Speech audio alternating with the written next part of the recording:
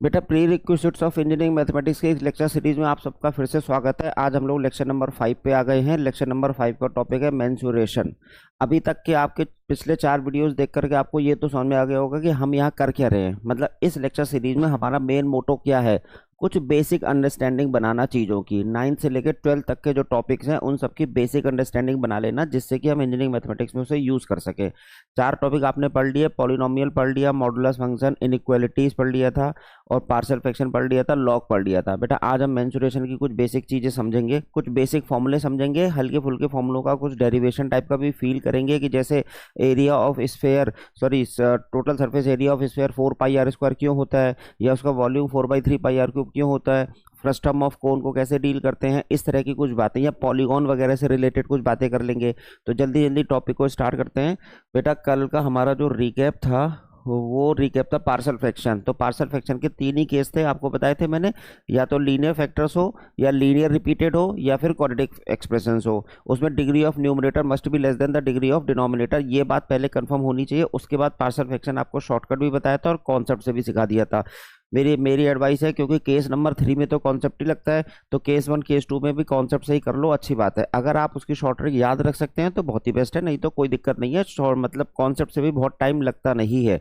चलिए बेटा आज का हमारा टॉपिक मेंसुरेशन स्टार्ट होने जा रहा है। बिल्कुल बेसिक से स्टार्ट करते हैं, क्यूब और क्यूबॉइड से। तो क्यूब और क्यूबॉइड बेटा बनता कैसे है, सबसे पहले क्यूब एंड क्यूबॉइड की ही बात कर लेते हैं। अगर वैसे तो ये बहुत ही बेसिक है, लेकिन फिर भी क्योंकि सभी कुछ बताना है तो इसको भी बता देते हैं। क्यूब और क्यूबॉइड कैसे बनता है, पहले तो हम आपके सामने क्यूब बना दें और फिर क्यूबॉइड बना दें, एक अंदाज़ा मिल जाएगा आपको। ये आपका क्यूब है, और अगर मैं क्यूबॉइड की बात करता हूँ तो ये कुछ ऐसा कुछ दिख रहा है। सर ये तो हमको मालूम है, कोई बात नहीं, लेकिन देख लो फिर भी। बेटा ये क्यूबॉइड है, ये क्यूब है, cuboid, and it is called cube. अच्छा, इसमें हर साइड बेटा इक्वल होगी, लेंथ उतनी ही विड्थ है, उतनी ही हाइट है। मान लीजिए वो ए है, ऐसे इसमें जो है लेंथ एल है, विड्थ बी है, हाइट एच है। इस तरह से ले लिया जाता है। कैसे बना, अगर आप ना एक रेक्टेंगुलर शीट लेते हो बेटा, उसके ऊपर सेकंड रेक्टेंगुलर शीट, फिर तीसरी रेक्टेंगुलर शीट, इस तरह से बहुत सारी रेक्टेंगुलर शीट्स को एक के ऊपर एक रखते चले जाते हो, तो ये जो एक्यूमुलेशन हुआ, ये एक्यूमुलेशन आपका क्यूबॉइड कहला रहा है। आप सिंपल बॉक्स होता है ना, बॉक्स 3D में बॉक्स होता है जो, उस बॉक्स को भी आप क्यूबॉइड कह सकते हो, कह सकते हो, होता ही है। ठीक है, तो इसका मतलब रेक्टेंगुलर शीट्स का एक्यूमुलेशन, वन ऑन अनदर ऐसे करके कुछ कर दो तो क्यूबॉइड बनना है। लेकिन फिर क्यूब कैसे बनना है, अगर वही रेक्टेंगुलर शीट की जगह स्क्वायर शीट्स हो जाए, तो स्क्वायर शीट्स को एक के ऊपर एक के ऊपर एक रख दो तो वो क्यूब बन गया। सबसे बेस्ट एग्जांपल क्यूब का लूडो का डाइस। अब आजकल तो डाइस पता नहीं कैसे आ रहे हैं, ऑनलाइन लूडो खेल लेते हैं लोग, लेकिन जो हम लोग ऑफलाइन में लूडो खेलते थे उसका डाइस है, क्यूबॉइड है। देखो सब लेंथ विड्थ सब कुछ, सॉरी क्यूब है, लेंथ विड्थ हाइट सब इक्वल होती है, जिसको ए यूनिट बोला गया है। तो क्यूब और क्यूबॉइड का फॉर्मेशन हुआ कैसे, पता चल गया। अब इसमें आपको ना lateral surface area, total surface area, इस तरह की बातें करनी है, किसमें, क्यूब और क्यूबॉइड में। और वॉल्यूम हालांकि पता तो होता ही है। लेटरल सरफेस, ये जो बाउंड्रीज का एरिया होता है, टॉप और बॉटम को छोड़ दो तो जो सरफेस एरिया है वो लेटरल सरफेस एरिया, अगर टॉप और बॉटम को भी इंक्लूड कर लो तो वो टोटल सरफेस एरिया, और वैसे ही उसका वॉल्यूम भी आता है। चलो इसका जो है ना टॉप बॉटम को छोड़ के हम क्यूब के केस में लेटरल सरफेस एरिया, फिर उसके बाद यहीं पर टोटल सरफेस एरिया और वॉल्यूम, इसकी बातें कर लेते हैं। वैसे ये सब फॉर्मूले पता होंगे, इसलिए मैं थोड़ा जल्दी जल्दी लिख देता हूँ। ठीक है, और एक हल्का सा अंदाजा भी ले लेंगे। बेटा क्यूब और क्यूबॉइड, चलो जी, लेटरल सरफेस एरिया, इस वाले डायग्राम का यहाँ पे देखना, इसका जो है सरफेस एरिया चाहिए इसका। तो यहाँ ये कितना है, लेंथ इंटू विड्थ, एरिया कैसे निकलता है, लेंथ इंटू विड्थ, ए इंटू ए स्क्वायर। और बेटा ये चारों ओर की अगर देखा जाए, हमें टॉप और बॉटम का तो लेना नहीं है, तो आपके पास कितने, वैसे टोटल फेस कितने होते हैं इसके, टोटल कितने फेस हैं अगर देखा जाए तो, किस केस में, क्यूब के केस में 4 फेसेस हैं। एक फेस ये रहा, एक इसके बैक साइड में, साइड में, साइड में, 4 ही तो है, बॉटम और टॉप को छोड़ दिया जाए तो ए स्क्वायर तो सिंगल फेस का था। How many faces are there, 4 faces are there, तो देखो 4 टाइम्स ए स्क्वायर। ठीक हो गया। अगर हम बेटा इसका टोटल सरफेस एरिया की बात करें तो अब आपको ना बॉटम और टॉप को भी ले ले, 6 फेस होते हैं टोटल, क्यूब में 6 फेस हैं, 4 तो वॉल्स हैं, बॉटम और टॉप 6 हो गए, तो 6a² कर दो आपका टोटल सरफेस एरिया। बिल्कुल बेसिक बात। वॉल्यूम की बात लास्ट में कर लेंगे। अब जरा यही चीज क्यूबॉइड में करते हैं। इसका जो है बताइएगा, इसका जो है इस फेस का वो चाहिए मुझे एरिया। तो बेटा लेंथ इंटू हाइट, इस फेस का लेंथ इंटू हाइट। तो अच्छा एक तो आ गया। अगर यही चीज जो है इसके पीछे वाले का भी लेंथ इंटू हाइट, लेकिन एक इसमें इधर भी तो होगा, ये जो b इंटू एच भी तो होगा बेटा। चलो देखो दूसरा, इसकी साइड अलग है, ये वाला एक इसका चाहिए होगा। ऐसे दो फेस हैं, एक ये रहा एक इस साइड में है, तो b इंटू एच। तो पहले तो यहाँ 2 टाइम्स लगेगा, यहाँ पे देखो यहाँ लगेगा फॉर्मूले के अकॉर्डिंगली 2 टाइम्स। अब बोलो बताओ, L इंटू एच, पहले वाले का L इंटू एच क्योंकि ये 2 फेस थे, और प्लस प्लस अब ऐसे B into H, length into width करके होता है ना, तो यहाँ विड्थ इंटू हाइट हो जाएगा। देखो ये रहा फॉर्मूला। इसी को आप लोगों ने सुना होगा 2 times L plus B, 2 times L plus B times H, ऐसे बोलते थे ना, तो ये वही है 2 टाइम्स LH प्लस BS। याद ना भी करो तो भी चल जाएगा काम, इतने में कोई इशू नहीं बेटा। इसका चाहिए अगर, तो अब इसमें टोटल क्या करें, टोटल सरफेस एरिया इसका कैसे निकाल, अरे टोटल सरफेस एरिया, हाँ सॉरी क्यूबॉइड का टोटल सरफेस एरिया। अब बॉटम और टॉप को भी जोड़ लेना है, तो बेटा हम बॉटम और टॉप की बात करें तो ये वाला, इसका भी तो जरा देखना होगा। जरा सोचो इसमें क्या है, इसमें ये लेंथ तो है ही, लेंथ तो L है, और ये वाली चीज क्या है, विड्थ। बेटा ये विड्थ है, तो length into breath, length into breath को भी ऐड करना पड़ेगा, तो 2 टाइम्स। देखो पहले तो फ्रंट फेस का 2 टाइम्स कर रहे हैं LH, प्लस ये साइड वाले फेस का BH, और प्लस टॉप फेस का L इंटू बी। अगर इसको देख लिया जाए कुछ कॉमन आ रहा है, नहीं यही answer, 2 times LB plus BH plus LH। इसको ऐसे भी रट लेते हैं, LB plus BH plus LH। ठीक है बेटा, ये टोटल सरफेस एरिया, और ये आगे टोटल सरफेस एरिया, ये आगे लेटरल सरफेस एरिया। अब जरा हम वॉल्यूम की बात करते हैं। देखो सिंपल, वॉल्यूम क्या होता है, length into width into height. तो बेटा A इंटू ए ये रहा इसका वॉल्यूम, बेसिक है ना, वॉल्यूम आ गया। अब इसके वॉल्यूम क्या क्या करें बेटा, इसमें length into breadth into height, तो बेटा L into B into H, बस ये रहा फॉर्मूला। सर वे तो हल्की चीजें हैं, हाँ कोई बात नहीं, लेकिन मैं एज ए टीचर तो मुझे सब कुछ बताना ही पड़ेगा ना। चलो इसमें ये वाला बताना, तो इसके डायगोनल की लेंथ ऑफ डायगोनल ये क्या होगी। अगर हम क्यूब में देखें, डायगोनल क्या होता है, यहाँ मतलब एक कोने से, जैसे अब कैसे कैसे समझाऊं, ये इस कमरे को बात, तो आप जिस भी कमरे में किसी ना किसी रूम में बैठ के ही देख रहे होगे ना, या नहीं भी देख रहे हो, कहते सर मैं तो टेम्पो में देख रहा हूँ आपका वीडियो, कोई बात नहीं, घर जा करके अपने रूम को देखना। बेटा एक कॉर्नर से लेके दूसरे कॉर्नर तक को मिला दीजिए, ये डायगोनल है क्यूब में, सबसे बड़ा डायगोनल है क्यूब के अंदर। आप सरफेस पे, फेस पे डायगोनल मत बनाओ, ये जो सबसे बड़ा डायगोनल है इसकी लेंथ आखिर कैसे निकाली जाए, इसकी लेंथ कैसे निकाली जाए, सोचो। सबसे बड़े डायगोनल की स्क्वायर रूट ऑफ, इसका सीधे सीधे फॉर्मूला है, सीधे सीधे फॉर्मूला है। देखो आपको बता दे, वैसे फॉर्मूले में ऐसे लिखना चाहिए हमको, देखिएगा जरा एक सेकंड के लिए। हाँ इसको पहले मैं मिटा दूं। हाँ अब देख लो, जैसे लिखा है स्क्वायर रूट ऑफ एक A² प्लस A² और प्लस A²। अगर हम इसको रिजल्टेंट देखें तो बेटा A तो कॉमन आ गया, स्क्वायर रूट ऑफ 3, इसको याद रखिएगा, लेंथ ऑफ द डायगोनल या फिर कहिए longest diagonal A square root of 3 है। और वही चीज अगर यहाँ पे कर ले, यहाँ पे आपने length into width, width into height, height into breadth, length ऐसे करके लिखा है, तो बेटा यही काम यहाँ पर भी कर सकते हैं। स्क्वायर रूट ऑफ बताइए कैसे लिख सकते हैं, स्क्वायर रूट ऑफ, जैसे ये A² B² C² ऐसे लिख दिया। अब देखो लेंथ का स्क्वायर प्लस ब्रेथ का स्क्वायर प्लस हाइट का स्क्वायर, ये है आपका लॉन्गेस्ट डायगोनल। आप इसमें पाइथागोरस थ्योरम लगा के ट्राई करिएगा, ऐसा निकल आएगा, बस फॉर्मूले में दिमाग में रखिएगा। यहाँ तक तो लोगों को पता होता है, इन चीज़ों में शायद कभी कभी डाउट आता है, तो एक चीज़ आपको पता चल गई। क्यूबॉइड के बारे में हमने लगभग डिस्कशन आपसे कर लिया।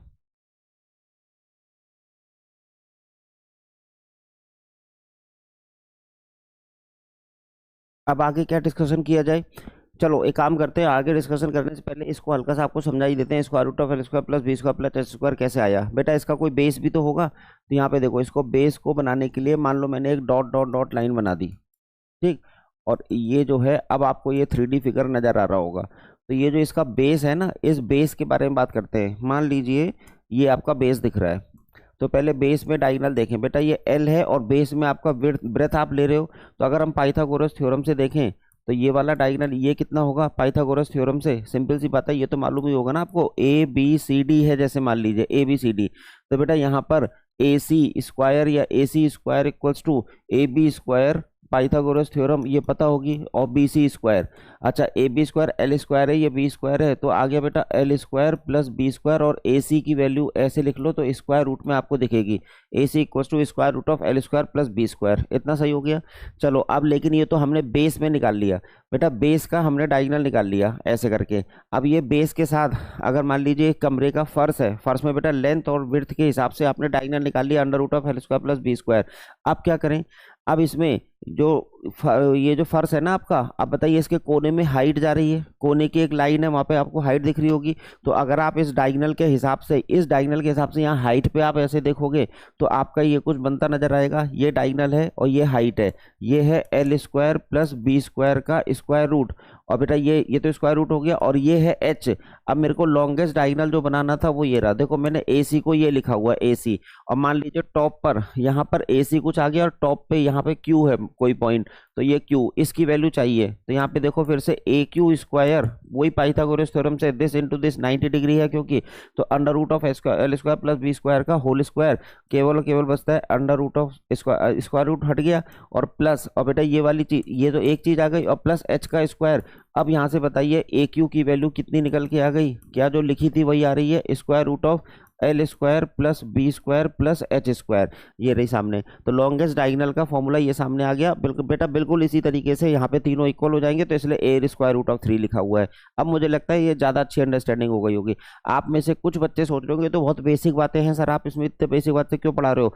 कुछ बच्चे ऐसे सोच रहे हैं बेटा ये टॉपिक मेनली जो है ये सब चीज़ें डिप्लोमा बैकग्राउंड के बच्चों के लिए लाया गया है, उनको ये बेसिक बातें भी नहीं आती हैं कभी कभी, है ना। तो रिवीजन के पॉइंट ऑफ व्यू से सारी चीज़ें बताई गई। चलिए जी, इसका फॉर्मूला आप कैसे रखते हो, 2 times L B plus B H plus H L, ऐसा कुछ आपने कभी सुना होगा। तो ये इसी के फॉर्मूले के पीछे का लॉजिक मैंने बताया आपको। तो बेटा क्यूब क्यूबॉइड के बारे में जो जानना था, मतलब भर की चीज़ें पता चल गई आपको, ठीक। अब मेनली हमें यहाँ से मेन टॉपिक हमारा शुरू होने जा रहा है, जैसे है हमें सिलेंडर के बारे में बातें करनी है। सिलेंडर के साथ साथ अगर हम प्रिज्म के बारे में भी बातें करें तो अंडरस्टैंडिंग ज़्यादा अच्छी बनती है ना। राइट सर्कुलर प्रिज्म जो होता है, अगर उस प्रिज्म के बारे में बातें करें तो हमारा सिलेंडर की भी अंडरस्टैंडिंग आप बना सकते हो। तो देखो प्रिज्म क्या होता है, सिलेंडर क्या होता है, जरा देखते हैं। पहले तो सिलेंडर बनेगा कैसे, प्रिज्म तो छोड़ो, अच्छा एक सेकंड में पहले बना के दिखा देता हूँ आपको। जैसे मान लीजिए एक मैंने ये बना दिया, पेंटागन बनाता हूँ मैं, एक पेंटागन, देखना जरा, ये पेंटागन 1 2 3 4 और ये 5, ठीक। और बिल्कुल ऐसे ही आपको पेंटागन बनाने के पीछे, एक सेकेंड है, प्रिज्म बनाना अपने आप में एक मुश्किल काम है बेटा, प्रिज्म बनाना अपने आप में एक मुश्किल काम है। एक सेकेंड रुको, ऐसा कुछ आ गया और ये पेंटागन बन गया, हाँ ठीक है। इसी को जरा ऊपर बढ़ाते हैं, यहाँ पे देखिएगा, इसको ऊपर बढ़ाते हैं, ये आपका बनता हुआ नजर आ गया।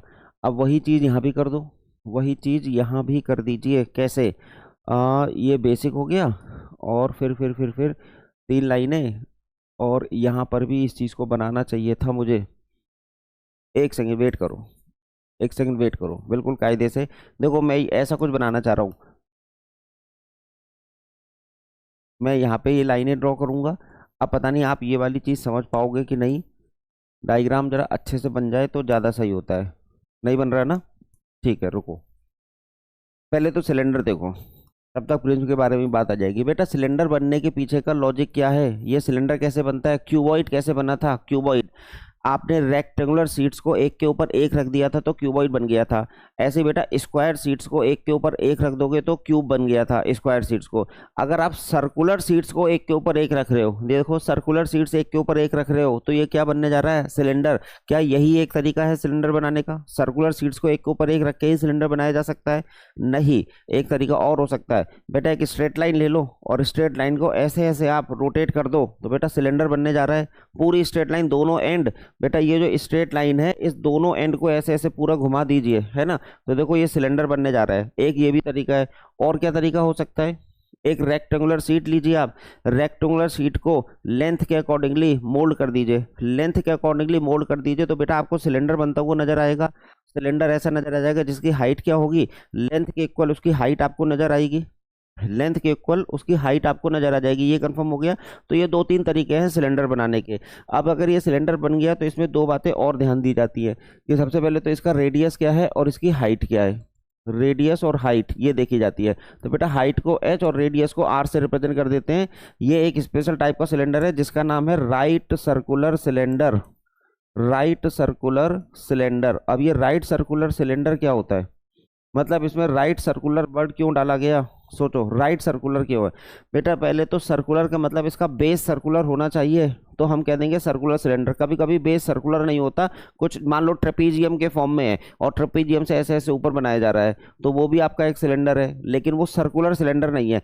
ऐसे ही जो प्रिज्म है ना, वो सिलेंडर जैसा है लेकिन वो सर्कुलर फॉर्म में नहीं है। तो अभी मैं प्रिज्म बना दूंगा आपके लिए। और राइट क्यों बोला गया है, बेटा ये जो हाइट है और ये जो बेस है, इन दोनों के बीच में 90 डिग्री का एंगल हो। जब ये वाला एंगल 90 डिग्री हो तो इसे राइट सर्कुलर सिलेंडर कहते हैं। कभी कभी ऐसा भी सिलेंडर आपको दिखेगा, ये देखो ऐसा करके कुछ, ये सिलेंडर जैसा है लेकिन ये राइट सर्कुलर सिलेंडर नहीं है, क्योंकि बेस तो अभी भी हॉरिजॉन्टल एक्स वाई प्लेन पर है और हाइट जो है 90 डिग्री के एंगल पर नहीं जा रही है इसकी, तो it is not a right circular cylinder. ठीक है, अब मैं जरा प्रिज्म का डायग्राम पहले देखूँ कि डायग्राम इन्होंने बनाया कैसे है। इस तरह से डायग्राम बनाने में ही तो समस्या आती है बस। और ये लगभग डॉटेड डॉटेड ऐसे कुछ बना दिया और ये आ गया। देखो टाइम वेस्ट करने की बजाय वही वही कह रहे थे ना कि डायग्राम को ही बनाना सबसे मुश्किल काम है। ये चीज़ बन गई। अच्छा यही चीज़ बिल्कुल ऊपर भी बना देते हम, तो हमें लगता है तो हमारा काम हो गया होता, जो उस समय नहीं हो पा रहा था। और ये ऐसा कुछ बन गया। मैं कह रहा था पेंटागन कुछ बनाना पड़ेगा, पेंटागन बनाना पड़ेगा आपको लगभग कुछ कुछ। और यहाँ से यहाँ तक भी मैच हो गया ये चीज़, और ये वाली चीज़ मैच करा दी। अच्छा ठीक है, इस तरह से आपका ये कोई प्रिज्म बनेगा, इसको प्रिज्म कहते हैं। चलो देखो फिर से, अब मैं इसको साफ साफ बना देता हूँ। ऐसा कुछ फील तो आता है लेकिन कॉपी पे बनाना अपने आप में मुश्किल काम है। कॉपी पे बनाना अपने आप में मुश्किल काम है। चलो यहाँ पे देखो ये कुछ हो गया और ये लाइन ड्रॉ हो गई, फिर से लाइन ड्रॉ हो गई, अब बन गया, अब बन गया ये। ठीक, और इधर इस तरह से बन गया 1 2 3 पेंटागन। देखो पेंटागन टाइप का बन गया। और यहाँ डॉटेड करते हैं जो बैक साइड वाली चीज आपको नजर आ रही है। मान लो ये ऐसा कुछ हो गया। चलो जी, हो गया आपका ये देखो ये प्रिज्म है। 3D फिगर के हिसाब से सोचिएगा बेटा, ये 3D फिगर के हिसाब से सोचिएगा। ये फिगर कुछ और भी हो सकती है। अब इसको हम कह रहे हैं राइट प्रिज्म।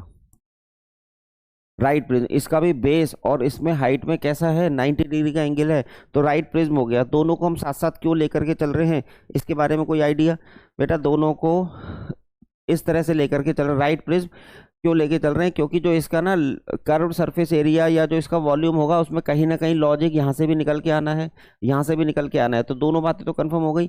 अब इसके बारे में लेटरल सरफेस एरिया या कर्व्ड सरफेस एरिया, आखिर ये क्या होता है बेटा? लेटरल सरफेस एरिया तो हम प्रिज्म के केस में कह देंगे और कर्व्ड सरफेस एरिया हम सिलेंडर के केस में कह देंगे। कर्वेचर के फॉर्म में सरफेस है तो कह देते हैं कर्व्ड सरफेस एरिया, जिसमें बॉटम और टॉप इन्वॉल्व नहीं होता। और अगर वो सरफेस सर्कुलर के फॉर्म में नहीं है, मतलब इस तरह से नहीं है, कर्वेचर के फॉर्म में नहीं है, तो उसे लेटरल सरफेस एरिया कहते हैं। जैसे क्यूबॉइड में लेटरल सरफेस एरिया निकाल रहे थे, सही हो गया ना? और यहाँ पर उसी तरीके से हम लोग कर्व सरफेस एरिया निकालेंगे इन केस ऑफ सिलेंडर। उस वाले सिलेंडर को मैं हटा भी देता हूँ। हाँ जी, कैसे निकलेगा आखिर इसका लेटरल सरफेस एरिया, कैसे निकलेगा? यहाँ पे देखो, ये जो बेस है ना, बेस का पेरीमीटर किसे कहा जाए? यहाँ देखिए, ये है बेस इसका, जिसको मैं अलग से इस तरह से बना दे रहा हूँ। ये बेस है, इसका कोई पेरीमीटर भी तो होगा। अब अगर हम ये कह रहे हैं कि लेटरल सरफेस एरिया बॉटम और टॉप को छोड़ दीजिए, तो perimeter of base, perimeter of base, और बेटा बेस को हाइट से मल्टीप्लाई कर दीजिए तो आपका वो आ जाता है, लेटरल सरफेस एरिया आ जाता है। Perimeter of base into height, this will give lateral surface area. अगर मैं आपसे कह दूं टोटल सरफेस एरिया क्या है, टोटल सरफेस एरिया, तो इसमें बेस और टॉप का भी सरफेस एरिया आपको जोड़ना पड़ेगा। तो अच्छा, ये दोनों हैं इक्वल, तो बेस के लिए 2 टाइम्स एरिया ऑफ बेस, देखो area of base 2 times area of base, और प्लस साथ में लेटरल सरफेस एरिया।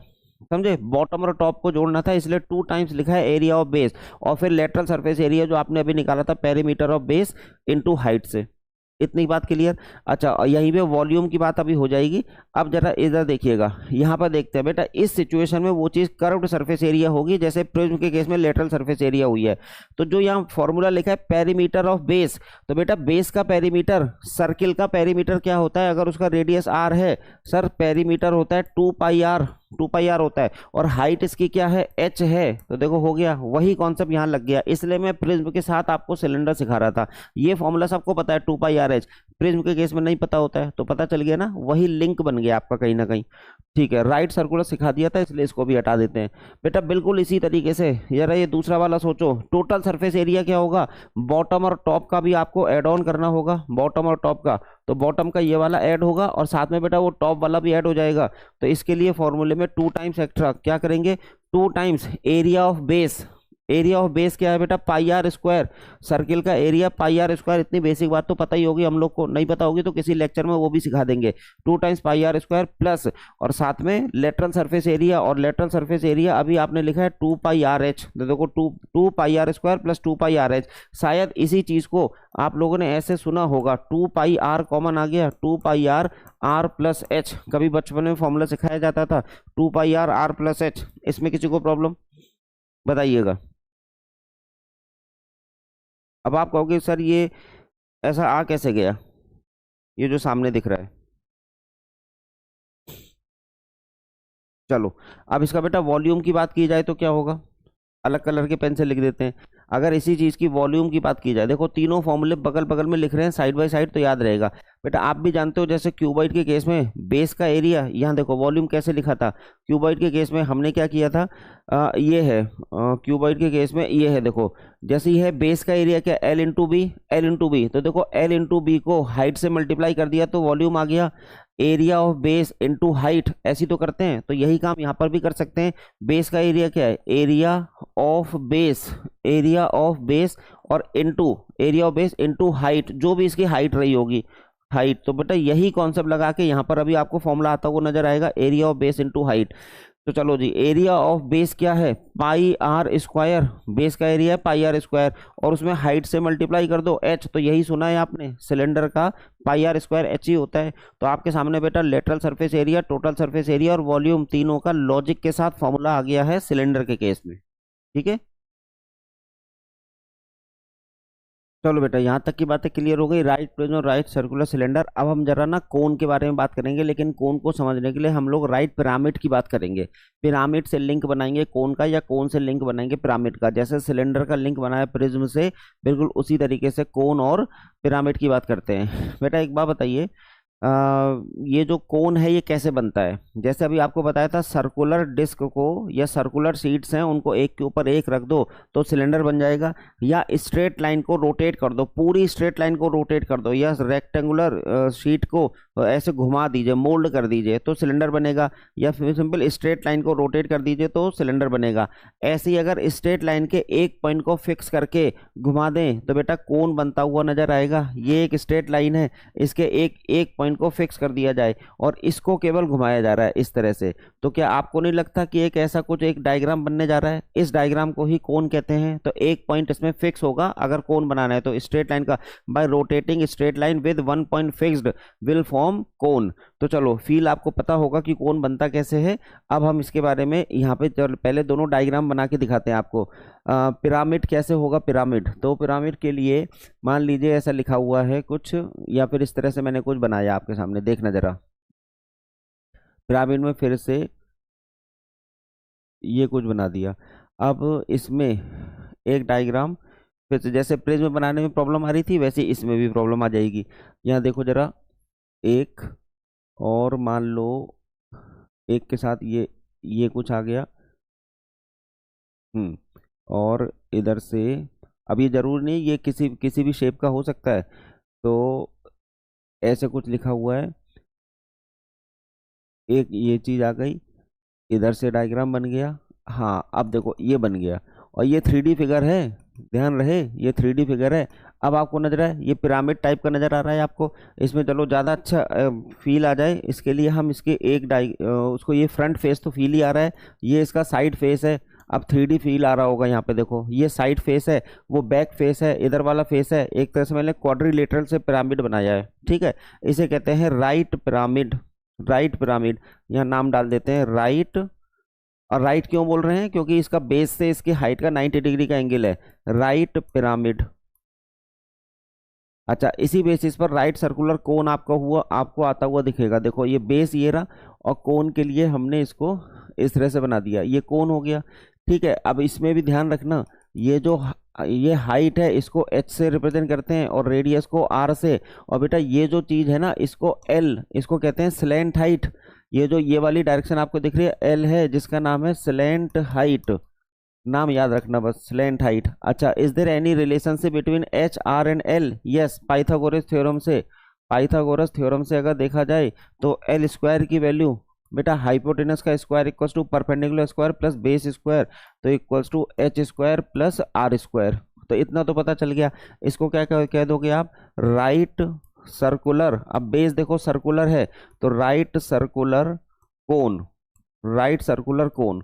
तो अभी हमें इधर राइट पिरामिड हुआ, इधर हमारा राइट सर्कुलर कोन हो गया। इतने में किसी को प्रॉब्लम? मुझे नहीं लगता कि ऐसी कोई प्रॉब्लम होनी चाहिए, डायग्राम में फील आया होगा।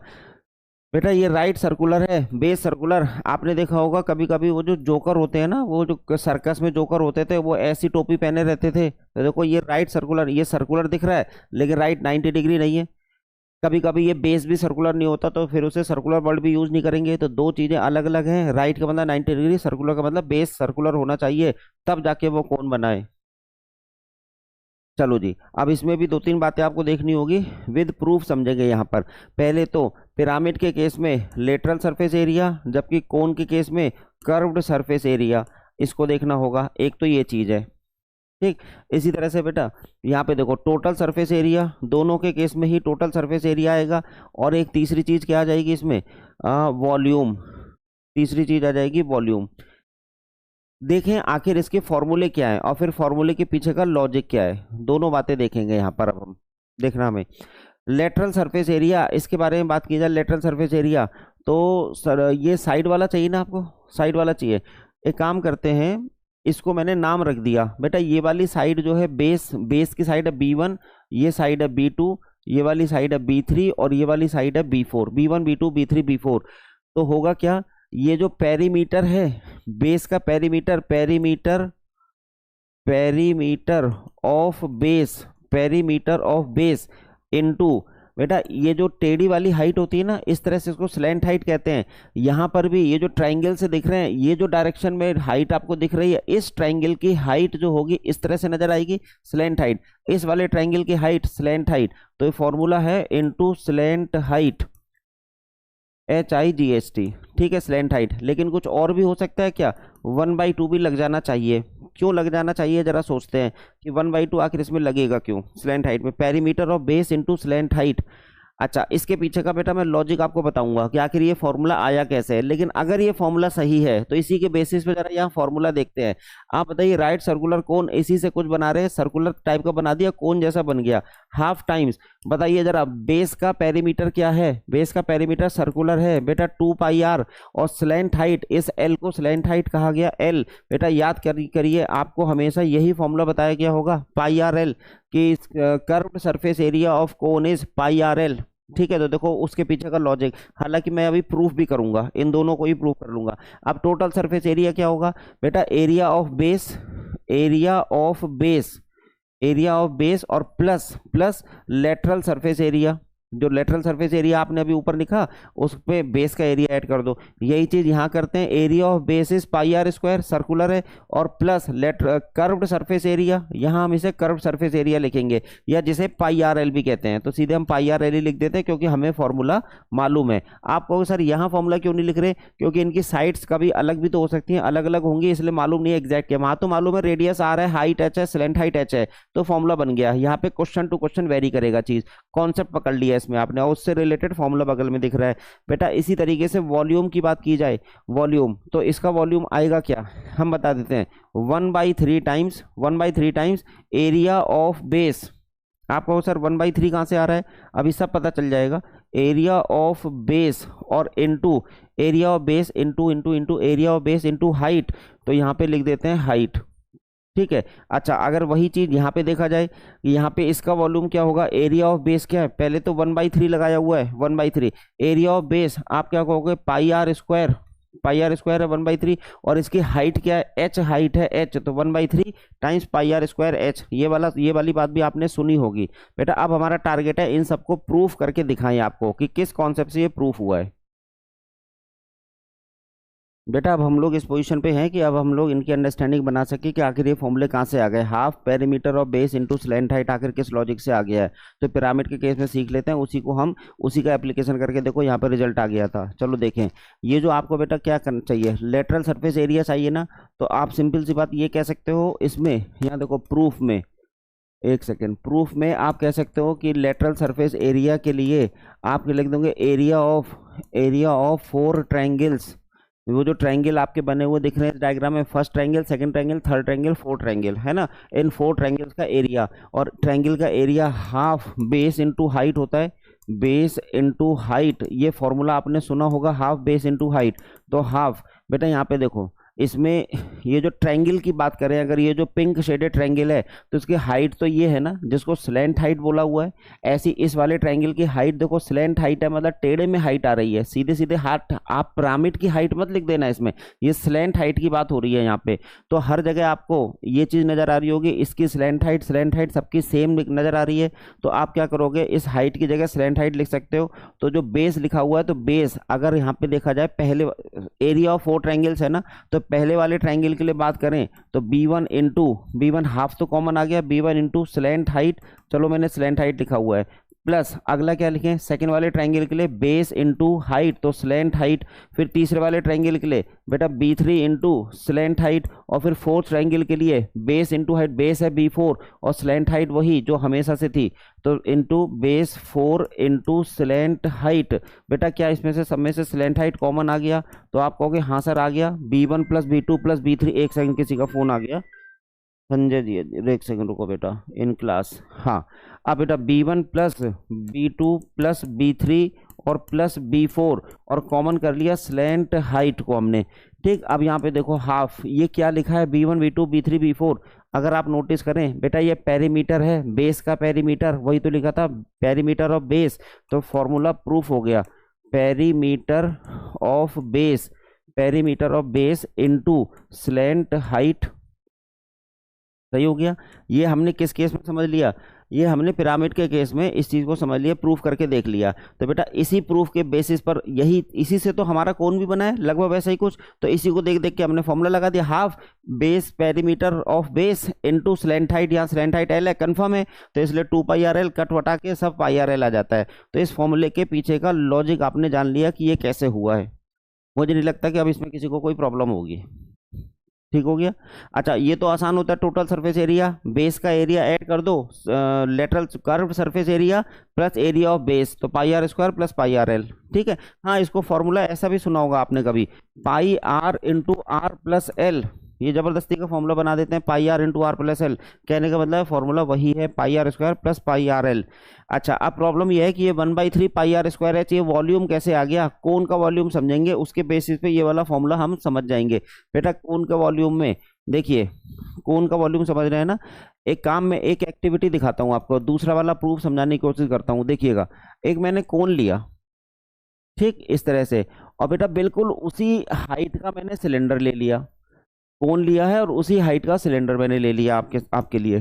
देखो अब ये है कुछ, ठीक उसी हाइट का सिलेंडर, तो अब इसको पहले तो मेंशन करना होगा कि इसकी हाइट जो है h है और इसकी रेडियस जो है वो r है, ठीक है। तो बेटा इसमें भी हाइट हमें सेम रखनी है, रेडियस भी सेम रखनी है। अगर ऐसा हम कर लें, इस तरह का सिलेंडर ले लें जिसकी हाइट और रेडियस इस कोन की हाइट और रेडियस के इक्वल है, ठीक है, और अब हम एक एक्टिविटी करेंगे, क्या करेंगे, इस कोन को उल्टा करो तो ये कप जैसा नजर आएगा, कप, इसमें आप कुछ पानी भरो, वाटर या सैंड भर दो, सैंड या वाटर ही रख लो, चलो वाटर डालो।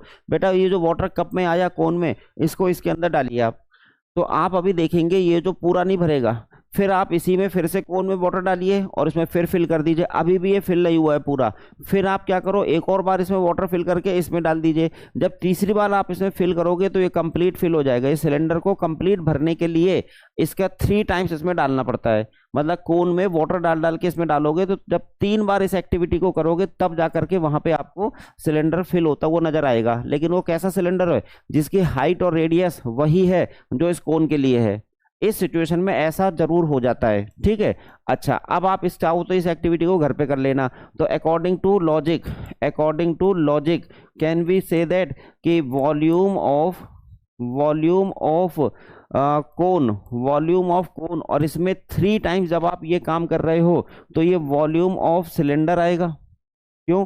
कोन में आपने 3 टाइम्स वाटर फिल कर करके इसमें डाला है, तो जितना वाटर आपने इसमें डाला वही इसका वॉल्यूम है। जब ये पूरा भर गया तो मतलब वॉल्यूम ऑफ सिलेंडर इसका 3 टाइम्स है। कंफर्म हो गया? तो बेटा फॉर्मूला ही प्रूफ हो गया। Volume of cone equals to 1/3 times volume of cylinder. ठीक है, अब वॉल्यूम ऑफ सिलेंडर, और हमने इसको पहले प्रूफ कर लिया है कि वॉल्यूम ऑफ सिलेंडर क्या होता है। बताइए, वॉल्यूम ऑफ सिलेंडर होता है πr²h। अभी थोड़ी देर पहले प्रूफ करा था और उसका लॉजिक भी सिखाया था। तो ये जो 1/3 πr² आता है, आखिर इसके पीछे का लॉजिक क्या है, वो लॉजिक आपके सामने मैंने रखा। इसमें किसी को कोई प्रॉब्लम कि 1/3 πr²h। ठीक है, इसको हम ऐसा लिख सकते हैं 1/3 times area of base into height. एक सेकंड रुको, कितने फोन आ रहे हैं आज। अच्छा, area of base into height, h बाहर आ गया। बेटा यही फॉर्मूला हम देखो यहाँ पर यूज कर रहे हैं। यहाँ देखो 1/3 times area of base into height. जब ये पिरामिड होगा तो आप इसको फॉर्मूले की तरह देख लो। अगर वही चीज आपकी ये है, कोन है, तो 1/3 times area of base into height, जैसे 1/3 πr²h कहते हैं। और ये चीज मैंने अभी प्रूफ कराई है आपको सिलेंडर के बेसिस पर एक्टिविटी करा के, तो एक अंदाजा मिलेगा कि ये फॉर्मूला कैसे लिखा गया है। तो ये 2 बातें क्लियर हो गई होंगी। मुझे लगता है क्लियर ना हुई हो तो एक बार पॉज करके वीडियो को फिर से देख लीजिएगा। क्या हम अब आगे बढ़ सकते हैं? इस पोजीशन पे हैं कि आगे बढ़ जाएं? बताइए।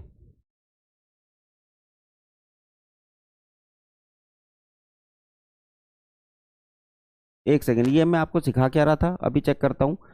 मैंने आपको सिखाया है लेटरल सरफेस एरिया, और इधर मैंने वॉल्यूम सिखा दिया। अच्छा ठीक है, वॉल्यूम सिखा दिया। अच्छा, पेरीमीटर का बेस इनटू स्लैंट हाइट। एक काम करें, ये जो लेटरल सरफेस एरिया, एक सेकंड भाई, कितने फोन आ रहे हैं आज, रुको मैं पॉज करता हूँ वीडियो को। चलिए बेटा, अब आगे देखते हैं। यहाँ पे देखो, वॉल्यूम के बारे में अंडरस्टैंडिंग हो गई और ये पिरामिड के बारे में अंडरस्टैंडिंग हो गई। आप कहोगे सर यही वाला फॉर्मूला, कोई कहेगा सर यही वाला फॉर्मूला यहाँ किस लॉजिक से लग जा रहा है आखिर। यहाँ तो आपको ट्रायंगल दिख रहे हैं, वहाँ तो कहीं ट्रायंगल नजर नहीं आ रहा है ना, वहाँ ट्रायंगल नजर नहीं आ रहा, तो आखिर ये लिंक कैसे बन गया, इसके पीछे का लॉजिक भी देख लो। देखो कैसे लिंक बन गया यहीं पर। एक बेटा मैं आपके सामने ना एक अगले पेज पे कर दूं, मुझे लगता है अगले पेज पे कर देना ज़्यादा सही है। यहाँ पे देखिएगा अगले वाले प्रूफ को। मान लीजिए आपके सामने एक कोन है, ये रहा वो कोन। ठीक, सिंपली ये स्लैंट हाइट तो इस तरह से दिख रही है, मान लो इस पॉइंट को ओ बोला गया है। अच्छा, हम यहाँ पर क्या कर रहे हैं, कोन में एक छोटा सा कट लगा रहे हैं। ठीक, और ये मैंने कट लगा दिया, यहाँ पे हल्का सा इसको कैंची से काट दिया, हल्का सा कट लगा दिया तो हल्का सा खुल जाएगा। ये 3D फिगर में सोचिएगा भाई, ये 3D फिगर है अब।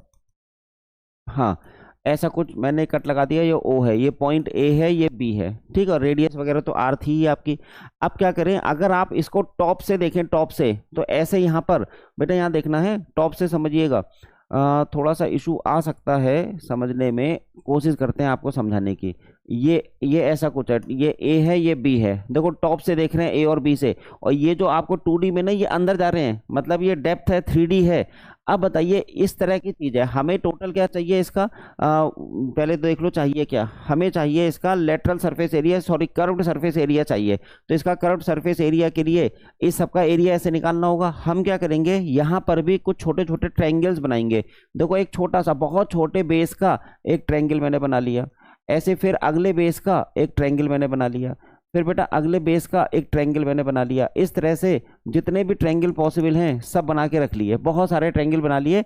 लेट इनके बेस जो है B1 B2 B3 इस तरह से है। आप मुझे बता सकते हो सबका बेस तो B1 B2 B3 है। ये जो हाइट जैसी ये जो दिख रहा है इस ट्रायंगल का, ये जो हाइट है, ये वो स्लैंट हाइट है।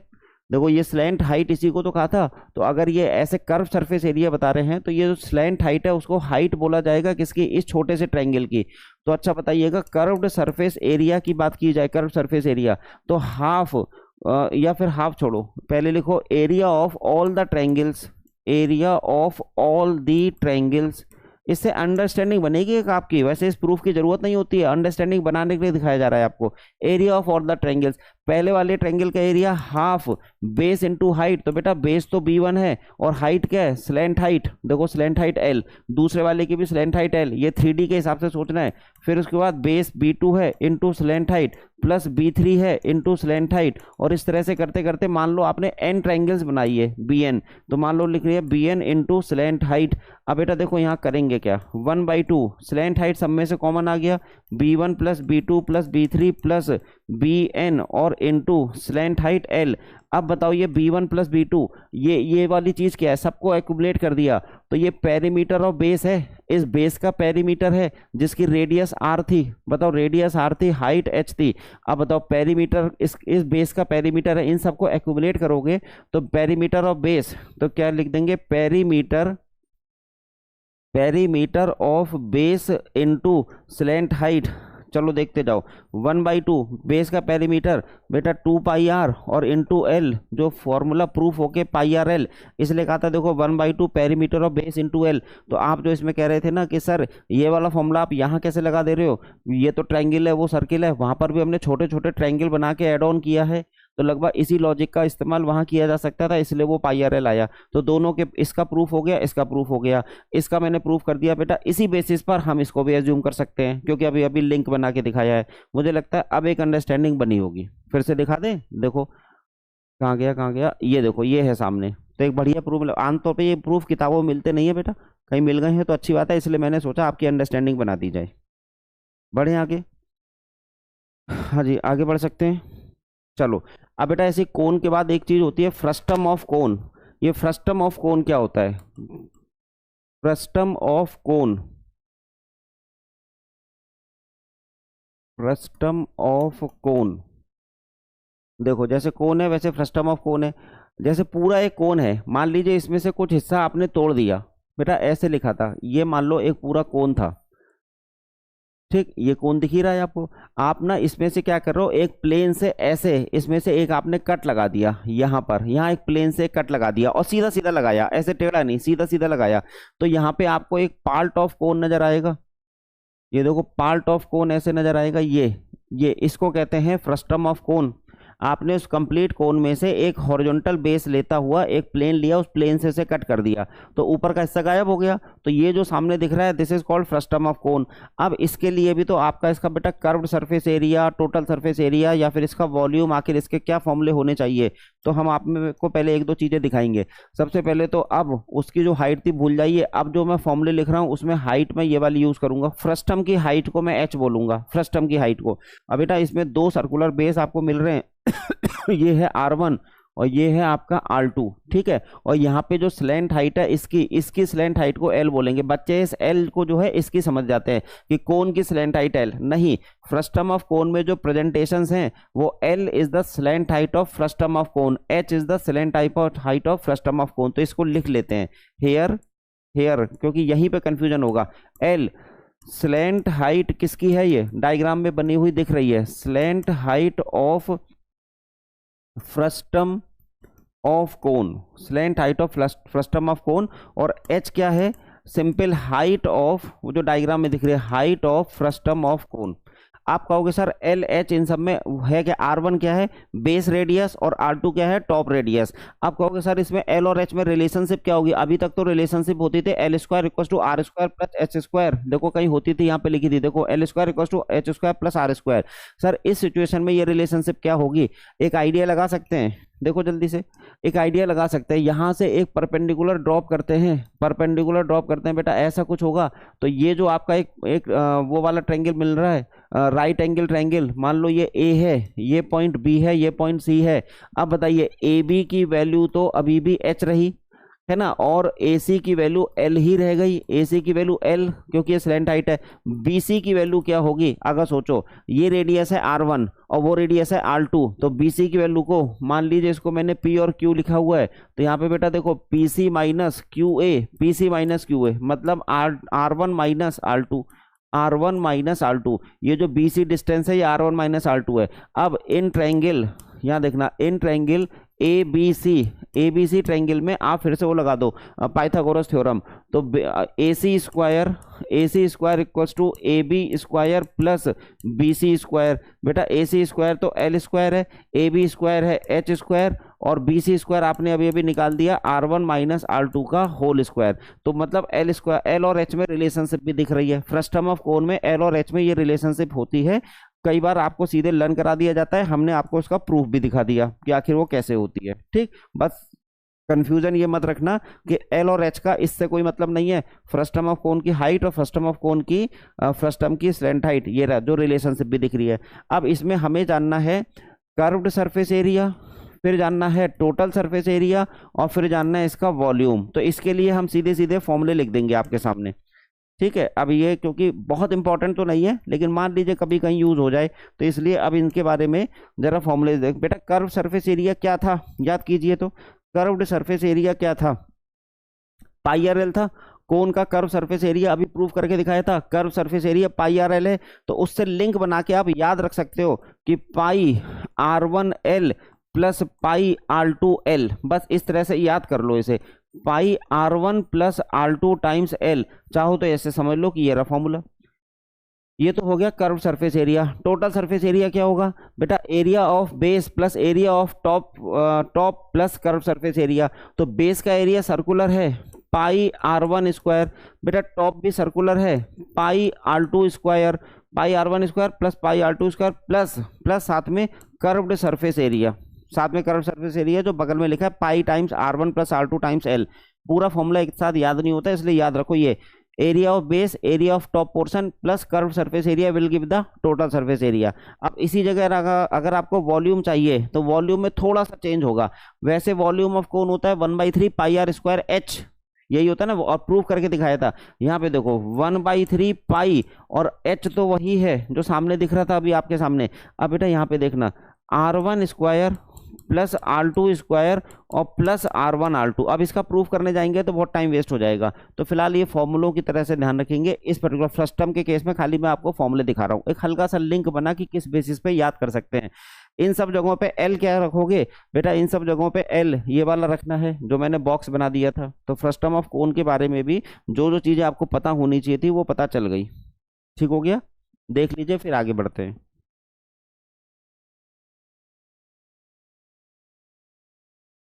चलो बच्चों, अब हम लोग इस पोजीशन पे हैं कि स्फेयर का डिस्कशन किया जा सके। अब हम डिस्कशन करने जा रहे हैं स्फेयर।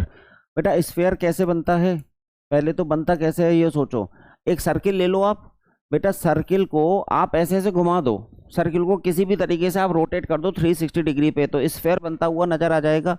चाहे आप ऐसे हॉरिजॉन्टली घुमा दो, चाहे वर्टिकली सर्किल को घुमा दीजिए, किसी भी डायरेक्शन में घुमा दीजिए, पर टोटल 360 डिग्री घुमाइएगा तो फिर बेटा स्फेयर बनता हुआ नजर आएगा आपको। हालांकि 3D में बनाना इतना पॉसिबल नहीं है, लेकिन आप इमेजिन कर सकते हो। एक दूसरा तरीका और है स्फेयर को बनाने का, बताएं, एक फील करना। एक बेटा बहुत बड़ी रिंग लो, छल्ला कहते हैं, रिंग ले लो, उसके ऊपर उससे थोड़ी छोटी रिंग रखो, फिर थोड़ी छोटी रिंग, फिर छोटी रिंग, फिर छोटी, ऐसे ऐसे से रिंग को छोटा करते करते पॉइंट सर्किल के बराबर सब टॉप पे रिंग आएगी, पॉइंट सर्किल। ऐसे ही वो जो सबसे बड़ी रिंग थी उसके नीचे भी रिंग्स को छोटा करते हुए मतलब लगाते चले जाओ, तो रिंग्स लगाते चले जाओ, छोटी साइज में जरा जरा सी छोटी करते चले जाना, और लास्ट वाली जो रिंग होगी वो पॉइंट सर्किल होगी टॉप पे और बॉटम पे। तो अब जो डायग्राम आपको फील होगा वो स्फेयर है, आप फील कर सकते हैं। देखो ये मैंने एक बनाया, इसके ऊपर ये अगर देखा जाए ये स्फेयर है, तो ये बेस वाला, ये जो बेस वाला सर्किल है ये रहा बेटा, इसके ऊपर ऊपर सर्किल्स को मतलब रिंग को छोटा करते जाओ, छोटा करते जाओ, पॉइंट सर्किल यहाँ पे आ जाएगा, पॉइंट सर्किल यहाँ आ जाएगा, आपको स्फेयर बनता हुआ नजर आ जाएगा। ठीक हो गया। तो खैर इसका इमेजिनेशन बहुत ज्यादा जरूरी नहीं है, क्योंकि स्फेयर हम सब लोग जानते हैं, क्रिकेट की बॉल स्फेयर ही होती है ना, क्रिकेट की बॉल स्फेयर ही होती है। ओहो ये क्या कर दिया, अंडू हो गया, चलो जी। तो बेटा ये लगभग स्फेयर जैसा अब फील हो रहा होगा आपको। ठीक है, अब इसमें सबसे बस एक ही चीज मेन है कि इसकी रेडियस क्या है, तो रेडियस सेंटर से लेकर के वहां तक के डिस्टेंस रेडियस। अब इसमें बेटा वॉल्यूम और सरफेस एरिया, इसमें जो है ना लेटरल सरफेस एरिया ही टोटल सरफेस एरिया है। जैसे कोन वगैरह में तो क्या होता है, कर्व सरफेस एरिया और टोटल सरफेस एरिया अलग अलग होता है। यहाँ पर जो आपका कर्व सरफेस एरिया है वही टोटल सरफेस एरिया है। उसकी वैल्यू आप में से सब में सुनी होगी, 4πr² आती है। कैसे आती है 4πr² आखिर कैसे आ जाती है? और ऐसे ही उसका वॉल्यूम सुना होगा, 4/3 πr³ आती है, कैसे आ जाती है? चलो इसके बारे में अभी एनालिसिस कर लेंगे, पहले यहाँ फॉर्मूला ही लिख लेते हैं। जैसे स्फेयर, अब बेटा फिर उसके बाद हमें कुछ फॉर्मूले हेमी स्फेयर के बारे में लिखने होंगे। हेमी स्फेयर, और वो भी कैसा, सॉलिड, सॉलिड फॉर्म में। और ऐसे ही फिर एक होता है स्फेरिकल सेल, स्फेरिकल सेल। ठीक है, स्फेरिकल सेल को आप कह सकते हो कंसेंट्रिक स्फेयर्स, समझने के लिए केवल कंसेंट्रिक स्फेयर्स, कंसेंट्रिक स्फेयर्स। हाँ जी, स्फेरिकल सेल अभी समझा देते हैं आपको। यहाँ पे देखो वन बाय वन, इसमें टोटल सरफेस एरिया, चाहे कहो कर्व्ड सरफेस एरिया, एक ही बात है, टोटल सरफेस एरिया। फॉर्मूला आपने सुना होगा कि सर 4πr², ये फॉर्मूला सुना था आपने। अगर वही हेमी स्फेयर होगा तो टोटल सरफेस, अच्छा हाँ एक चीज और है बेटा, इसमें एक चीज गड़बड़ हो सकती है। देखो दिखाएं, हेमी स्फेयर में तो चीजें बदल जाएंगी ना। देखो इसमें है कर्व्ड सरफेस एरिया। यार मैं बार बार ये क्यों क्यों ले लेता हूँ, हाँ जी, कर्व्ड सरफेस एरिया, फिर लिख दिया total surface area, curve surface area, total surface area, और उसके बाद वॉल्यूम। चलो पहले स्फेयर के केस में हमें टोटल सरफेस एरिया बता दीजिए। सर 4πr², इसका लॉजिक किसी को पता है आखिर किस लॉजिक से 4πr² हो जाएगा? बिना इंटीग्रेशन के, डबल इंटीग्रेशन से तो हम लोग निकाल देंगे, या ट्रिपल इंटीग्रेशन से वॉल्यूम निकाल लेंगे। और जो वॉल्यूम ये सुना है 4/3πr³, बेटा इन दोनों का प्रूफ हम लोग अभी तो करेंगे ही लॉजिक से, बाद में जब हम इंजीनियरिंग मैथमेटिक्स पढ़ेंगे तब हम इसे ट्रिपल इंटीग्रेशन से करके दिखाएंगे। और इसके लिए भी एक फॉर्मूला होता है, with the help of integration we can find the total surface area and volume of sphere in case of, sorry, volume and total surface area of sphere by using the integration concept. यहाँ integration के concept से नहीं, बिना integration के कैसे होगा देखते हैं। यहाँ कुछ नहीं, ये वही चीज होती है। अब अगर मैं पूछूं इसका कर्व सरफेस एरिया तो 2πr², लेकिन अगर इसका टोटल सरफेस एरिया होगा बेटा 3πr² हो जाएगा। होगा या नहीं होगा पहले सोचो, 3πr²। कैसे पता चला? एक तो देखो कर्व सरफेस एरिया तो हो ही गया, प्लस जब आपने स्फीयर को कट कर दिया तो ये जो एक सर्कुलर डिस्क बन रही है बेटा, सर्कुलर डिस्क का भी तो कोई एरिया होता है, तो 2πr² प्लस πr², जो ये सामने आ गया। अब मैं आपको बना के दिखा देता हूँ। देखो ये कुछ है, ये तो आपने ये स्फीयर बनाया, और ये जो ऊपर वाला पोर्शन है इसका भी तो सरफेस एरिया होगा। ये देखो ये जो सर्कुलर डिस्क है, तो इस ये जो व्हाइट शेडेड है उसका तो 2πr² प्लस पिंक शेडेड का πr² विल गिव 3πr²। ठीक हो गया। और इसका वॉल्यूम क्या सुना है आप लोगों ने? इसका वॉल्यूम सुना है आपने 2/3πr³, 2/3πr³। अच्छा, अब ऐसे स्फेरिकल सेल क्या होती है बेटा? एक स्फेयर ले लो और मान लो उसके अंदर दूसरा स्फेयर है, एक स्फेयर है उसके अंदर दूसरा स्फेयर है, और उसके अंदर हॉलो है। वो जो छोटा वाला स्फेयर है वो हॉलो है ना, और जो बड़ा वाला स्फेयर है उसके अंदर तो छोटा स्फेयर है। तो आपको एक लेयर जैसी नजर आएगी। देखो मैं बताता हूँ लेयर जैसी कैसे नजर आएगी। मान लीजिए ये एक स्फेयर है और उसके अंदर छोटा एक स्फेयर है, छोटा, और अंदर हॉलो है। तो ये लेयर जो नजर आ रही है वो लेयर ये नजर आ रही है, इसको कहते हैं स्फेरिकल सेल। अब ये 3D में तो यहाँ डायग्राम बनेगा नहीं, आपको इमेजिन करना पड़ेगा। स्फेयर, उसके अंदर एक और स्फेयर था, ठीक है, स्फेयर के अंदर स्फेयर, लेकिन अंदर वाला स्फेयर हॉलो है, तो उसको कह देते हैं स्फेरिकल सेल। अच्छा जी, अब इसके लिए अगर मैं कर्व सरफेस एरिया या टोटल सरफेस एरिया की बात करूं तो ये क्या हो सकता है बेटा? वही चीज़ है। अगर मैं आपसे कहूं टोटल सरफेस एरिया, तो एक तो हॉलो है ना अंदर, तो पहले तो बड़े वाले के लिए क्या हो जाएगा 4πr²। देखो बड़े वाले, अच्छा बड़े वाले की रेडियस कैपिटल आर है, ये भी मान लिया हमने कि रेडियस ऑफ ये जो बड़ा वाला स्फेयर है इसकी रेडियस है कैपिटल आर, और छोटे वाले की स्मॉल आर। तो यहाँ पे देखना total surface area 4πr², 4πr² plus छोटे वाले का 4πr², क्योंकि अंदर भी तो सरफेस है, हॉलो है वो कह रहे हैं, तो अंदर भी, अगर वो सॉलिड होता तो खाली आंसर होता 4πr², लेकिन अंदर वाला भी हॉलो है तो अंदर भी एक सरफेस है, बाहर भी एक सरफेस है, इसलिए कह रहे हैं टोटल सरफेस एरिया। तो बाहर वाले का 4πr², अंदर वाली रेडियस स्मॉल आर है तो उसके लिए 4πr² स्मॉल में। तो मतलब आप इसको चाहो तो ऐसे लर्न कर सकते हो 4πr² plus r² plus r²। ये तो क्या हो गया आपका इसका टोटल सरफेस एरिया। लेकिन अगर मैं कहूँ इसका वॉल्यूम क्या होगा, तो बेटा एक बात बताओ, इसका वॉल्यूम पहले तो फील करो कौन सा वॉल्यूम होता है बेटा। इसका वॉल्यूम ये जो पिंक शेडेड है ना, पिंक शेडेड, अगर ये इसके अंदर हम वाटर भर देते, ये हॉलो पोर्शन में नहीं, ये जो पिंक शेडेड है यहाँ पर अगर वाटर भरते तो कितना वाटर आ रहा है, वही उसका वॉल्यूम है। तो पहले तो बताओ बड़े वाले का वॉल्यूम क्या है, 4/3πr³, और छोटे वाले का वॉल्यूम क्या है 4/3πr³। बड़े वाले में से छोटे वाले का वॉल्यूम सब्ट्रैक्ट कर दीजिए, क्योंकि जो अंदर हॉलो है वो वॉल्यूम नहीं माना जाएगा। वो जो मटेरियल जितने में लगा है वो मटेरियल कितने वॉल्यूम को कवर कर रहा है, कहने का मतलब ये है, तो इसलिए माइनस हुआ है। तो इसका फॉर्मूला बन गया 4/3 पाई और ब्रैकेट में R cube minus R cube, R cube minus R cube. ठीक, अब यहाँ देखो मैं इसको हाईलाइट कर देता हूँ आपके लिए, मतलब फॉर्मूला आगे से इसको लर्न करो और फॉर्मूला इसको लर्न करो। फील आ रहा होगा क्योंकि वो हॉलो है इसलिए फील आ गया होगा। अब प्रॉब्लम ये है कि इन दोनों का प्रूफ कैसे किया जाए, ये 4πr², ये 4/3 पाई आर क्यूब आया कैसे। तो बेटा इसको समझ लेते हैं, देखना जरा बोर्ड पे। सबसे पहले तो अगर मैं आपके सामने एक ना स्फेयर लूं और बेटा उसी हाइट का मैं एक सिलेंडर ले लूं, सेम हाइट का सिलेंडर ले लूं, देखो सेम हाइट का सिलेंडर, हाइट ये रही और ये रही, और ऐसे ही रेडियस भी सेम होगी, ध्यान रखना। देखो अगर इस तरह से ले लेते हैं, मान लो इसकी रेडियस मैंने आर लिया और ये क्या है अल्टीमेटली, ये मैंने एक स्फेयर बनाया इसलिए स्फेयर जैसा फील आ जाए आपको, इसलिए ऐसे कर दिया, स्फेयर है जिसकी रेडियस आर है। अब बताइए वही चीज मैं यहाँ पर भी कर रहा हूँ, यहाँ से यहाँ तक ये लिखा हुआ है, इसकी रेडियस आर है और इसकी हाइट एच है। ठीक है, सेम हाइट का, ये दोनों इक्वल हाइट के हैं।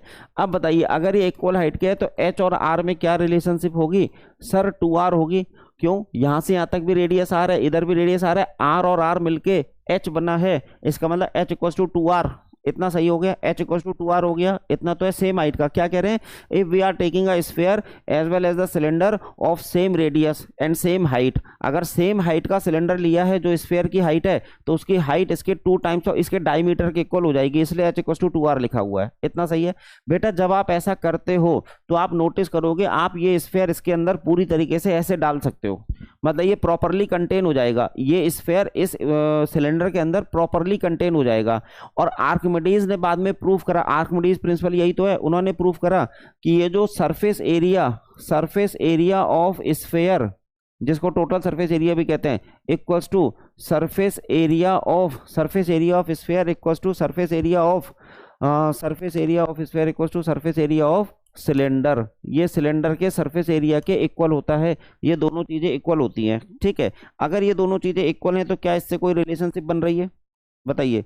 Surface area of sphere equal to surface area of cylinder, लेकिन याद रखिएगा ये लेटरल सरफेस एरिया है और ये टोटल सरफेस एरिया है, ये दोनों इक्वल होते हैं। ये प्रूफ करके दिखा रहा हूं तो इसलिए इसको थोड़ा सा अलग ऐसे लिखना पड़ेगा, ये इस तरह से। हाँ, total surface area of sphere, इस स्फेयर का जितना भी सरफेस एरिया है बेटा वो इसके लेटरल सरफेस एरिया के इक्वल हो जाता है। वैसे भी ऊपर नीचे का तो माना नहीं जाएगा क्योंकि इसके अंदर रखा जा रहा है, तो मतलब टॉप फ्लोर और ये जो बेस है ये है ही नहीं, तो लेटरल सरफेस एरिया।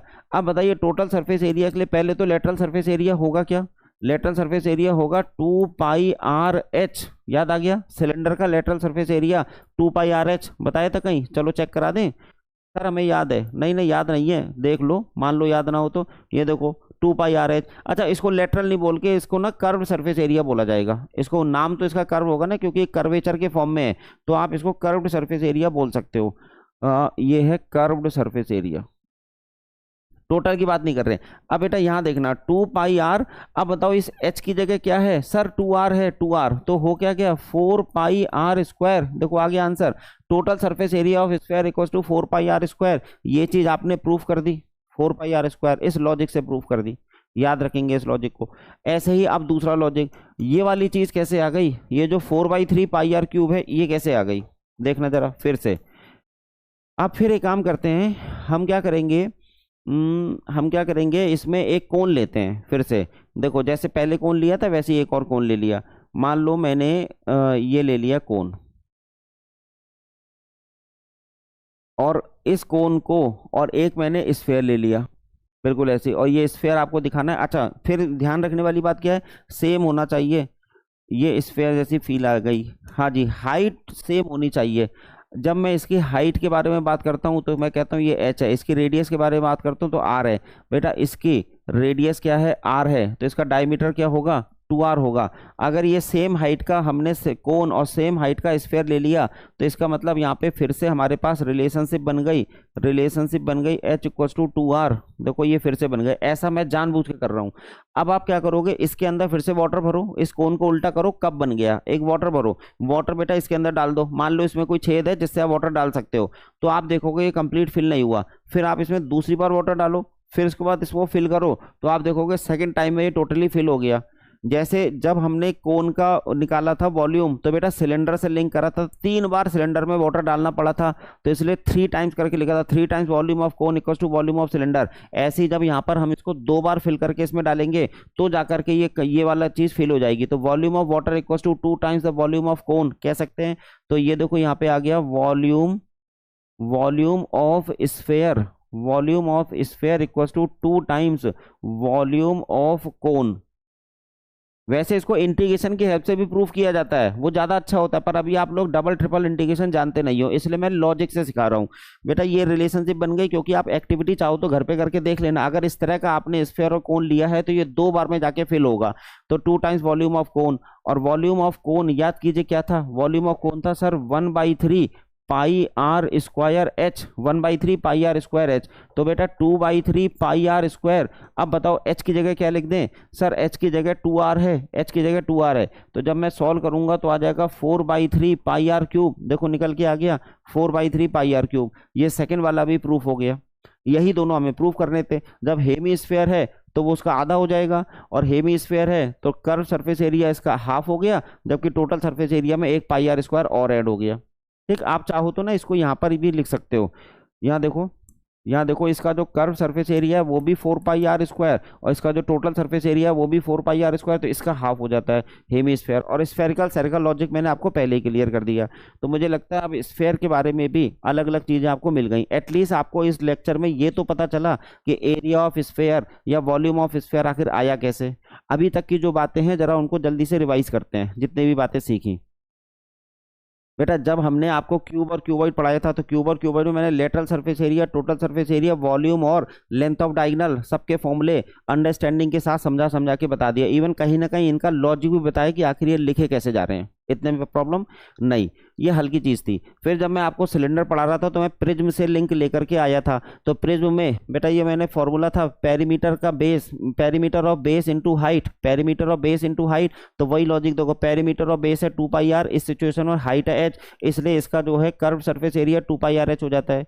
ऐसे ही जब मैं यहाँ पे बात करता हूँ तो ये अच्छा ये तो टॉप और बॉटम में 2 टाइम्स होता है। जब वॉल्यूम है तो area of base into height, base का एरिया इंटू हाइट। जैसे क्यूबॉइड में बेस का एरिया इंटू हाइट करते थे तो एल बी इंटू एच हो जाता था वॉल्यूम। वही चीज है area of base into height, common sense. वही लॉजिक यहाँ लगा देते हैं बेटा, area of base pi R square, height से एच, देखो फॉर्मूला बन गया pi R square H. Cylinder का लिंक बनाया प्रिज्म से। जब हम आगे बढ़े राइट सर्कुलर कोन, तो उसका लिंक बनाया हमने पिरामिड से। अब बेटा मैंने इसको अभी प्रूफ कराया था आपको कि मतलब ये मैंने डायग्राम बना के प्रूफ कराया था, half times perimeter of base into slant height. Slant height ये जो टेढ़ी वाली हाइट है, तो वही लॉजिक देखो लगा के आपको पाई आर एल बनता नजर आया। ठीक है, अब आगे से फॉर्मूला याद करोगे।